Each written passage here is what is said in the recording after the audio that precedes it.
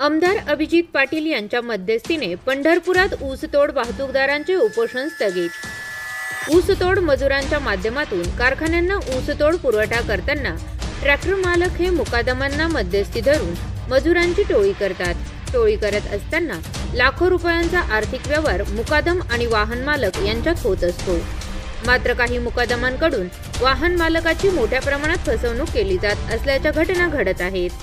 यामध्ये फसवणूक झालेल्या वाहन मालकांना न्याय मिळावा आणि संबंधित मुकादमांना अटक करावी या मागणीसाठी पंढरपुरात तहसीलदार कार्यालयासमोर स्वाभिमानी ऊसतोड वाहतूक संघटनेच्या वतीने सुरू असलेल्या उपोषणकर्त्यांची माढा मतदारसंघाचे आमदार अभिजित पाटील यांनी भेट घेऊन आपण तुमच्यासोबत कायम असून फसवणूक झालेल्या वाहन मालकांना न्याय मिळविण्यासाठी शासन दरबारी पाठपुरावा करण्याचे आमदार अभिजित पाटील यांनी सांगून हे उपोषण थांबविण्यात आले। या प्रसंगी बोलताना माढ्याचे आमदार अभिजित पाटील काय म्हणाले ते पहा। सव्वा पैसे दिलेत आणि त्या ठिकाणी मुकदमांनी टोळी नसताना एकच ह्याची 4 जणांना टोळी देऊन त्या ठिकाणी फसवलंय आणि या सगळ्यामध्ये त्या ठिकाणी वाहन मालक हा अडचणीत आलाय। परंतु या ठिकाणी कारखान्याबरोबर ज्यावेळेस करार करतो आपण त्यावेळेस एक साखर आयुक्तांनी एक प्रणाली त्या ठिकाणी केली आहे ती मी आपल्या माध्यमातून सगळ्याला सांगू इच्छितो की आपण जो मुकदमाचा करार करतोय त्या रजिस्ट्रेशन 300 रुपये त्या ठिकाणी आम्ही कारखाना करतो हे देऊन त्या ठिकाणी मुकदमाचं नाव, त्याचा mobile number, Aadhaar card number, PAN card number, त्याचा ट्रॅक्टर असेल, वाहन असेल तर त्याचे नंबर, नोटरी हे सगळं ॲड करून त्या मुकदमाच्या खाली असणारे 10 मजूर, त्यांच्या आधार कार्ड, त्यांच्या महिला, त्यांचे आधार कार्ड असं ज्यावेळेस रजिस्ट्रेशन होईल त्यावेळेस विठ्ठल कारखान्याला ज्याचं रजिस्ट्रेशन झालं आहे आणि तो बारामती एका कारखान्याला करतोय किंवा लातूरला करतोय कुठं तर ते डुप्लिकेशन लक्षात येईल आणि अशी फसवणूक कमी होईल।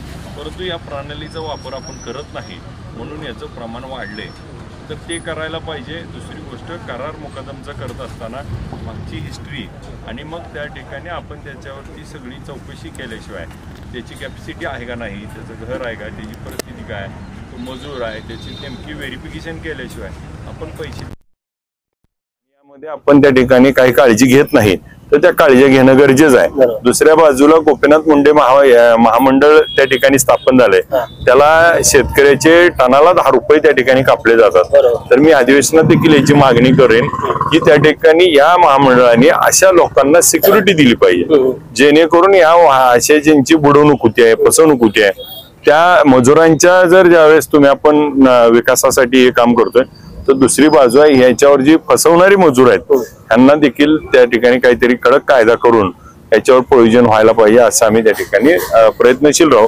आज जे सर्व संघटनेची लोक त्यांची बसली होती त्यांना तहसीलदार साहेब, PI साहेबांनी आश्वासन दिलंय, आम्ही देखील आश्वासन दिलंय की गुन्हा दाखल करून त्याची चौकशी करून त्यांना पैसे मिळवून देण्यासाठी आम्ही त्या ठिकाणी प्रयत्नशील राहू आणि यामध्ये जेवढं आपल्याला करता येईल काटेकोर प्रयत्न करून आपण त्यांचा तडीस नेण्याचा प्रयत्न करू। यांना या आर्थिक नुकसानातून त्या ठिकाणी आपण सपोर्ट करण्याचा कायम प्रामाणिकपणे खरं तर यांच्याकडे संपूर्ण कागदपत्र आहेत, बँक स्टेटमेंट आहे, मुकादमाचे आधार कार्ड आहेत, नोटरी आहेत, तरी पण ते मुकादम का सापडत नाहीत? पोलीस यंत्रणा एवढी सज्ज नाही?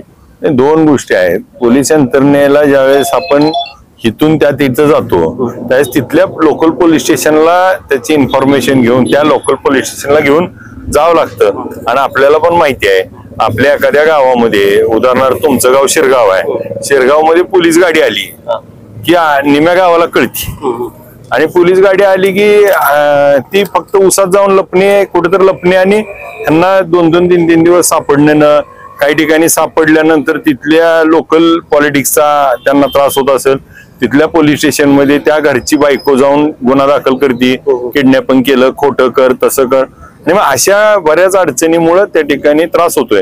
परंतु याच्यासाठी सरकारने या ठिकाणी आवाज उठवून कायदा करून याच्यावर त्या ठिकाणी योग्य तो तोडगा काढण्याचा आम्ही प्रयत्न करू। तर कालच यांनी मी बाईट घेताना यांनी सांगितलं की आमचं फसलोय, आमची फसवणूक झाली आहे पण कारखानदार सुद्धा आम्हाला फक्त समजून घेतलं पाहिजे, आमचं वाहन ट्रॅक्टर वडून न नेता एक टप्प्याटप्प्याने हप्ता पाडलं पाहिजे आणि आम्हाला काही सूट दिली पाहिजे। 2 गोष्टी आहेत। मगाशी मी बोलताना पण त्यांना सांगितलं की गेल्या हंगामामध्ये विठ्ठल सहकारी साखर कारखान्यानं जवळजवळ 46 कोटी रुपये हे तोडणी वाहतूकदाराला ऍडव्हान्स वाटला।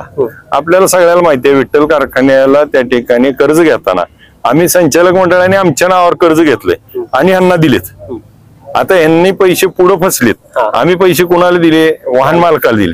वाहन मालकाकडनं पुढे फसलेत. परंतु जर आज कारखान्याला त्या ठिकाणी 46 कोटी रुपयाला व्याजासहित बँक तर भरायचे. बरोबर. पुढच्या वर्षी पैसे ही भरल्यावर पुढच्या वर्षीची कारखान्याला मिळणार, मग पुढच्या वर्षी सीझन चालणार आहे. ही साखळी आहे बरोबर. आणि याच्यात जर एखादी कडी तुटली तर त्या ठिकाणी सगळी चेन ब्लॉक होते.